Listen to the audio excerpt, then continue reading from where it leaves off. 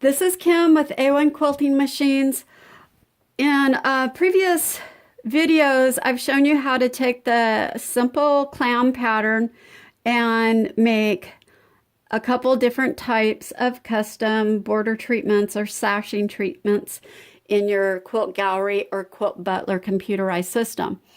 So I just finished stitching out this scalloped border or a swag border using that same clam pattern, but this time I used point to point, and I want to show you how I did that. It's really simple, and the advantage of using the point to point with the clam pattern to create this is you can make it fit your border more evenly. So what I've done is I've stitched out a 4.5-inch border, and I did not measure the length of my border, but when I started, I thought I was going to section it off into 4-inch sections, but it would not divide evenly by 4. So I fudged my registration lines over a little bit. And I can do that in either direction to make my border divided more evenly. If they're not exact, you can see by looking at the border, you can't tell that one is a little bit wider than the other or one is narrower than the other. So let's go ahead and move the camera, and I'll show you how I created my scalloped border, or my swag border. So I'm in my point to point. I have done a pattern box, and I'm going to show you once I start setting this up, the advantage of using a pattern box in a border. You don't always have to use a pattern box when you're doing point to point, but when you're doing a border and your border is not exactly straight, you have the option to adjust things a little bit. So I'm going to bring in my clam, and I'm going to set, for my first pass, I'm going to set my height at 4.5 inches.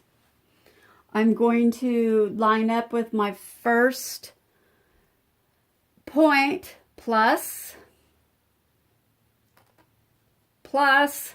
hit it hard enough, move it to my second point, plus, and it elongates the pattern, and that's what we want. As I go from point to point, I make sure that I am lining things up on my screen and on my quilt. So I think I can get one more in without going out of the camera too far. Plus. So now I'm simply going to use my cut button.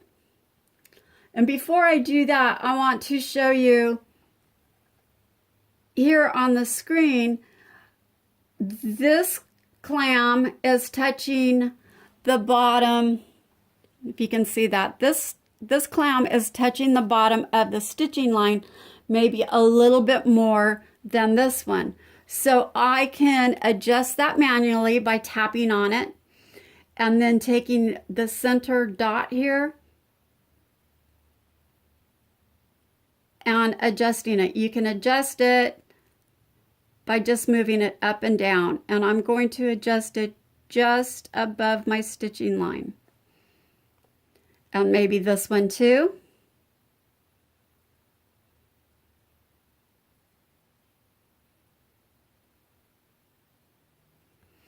So that is one way. I got that one a little further up than I wanted. Let's bring it back down.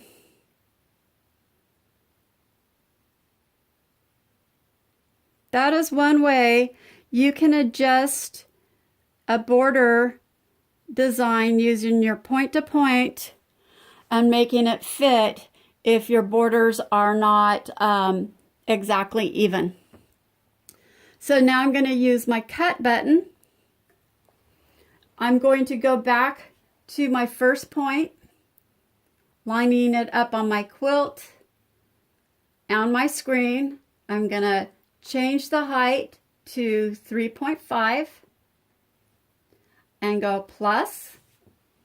Move it to my second point.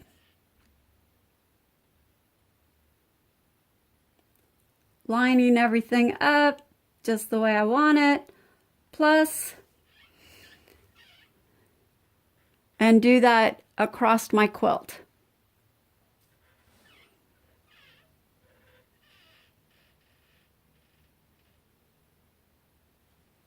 Plus.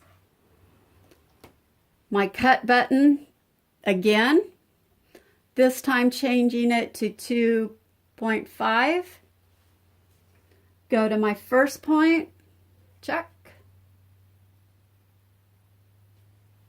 and plus my second point,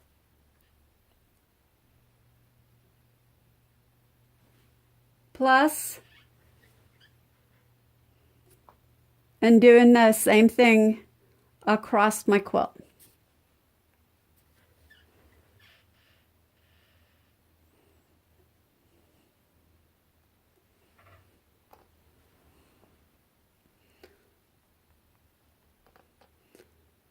So that is how I've created a simple swag border to fit my border, and you can fit it to any size of border you like. It looks really good once it's stitched out.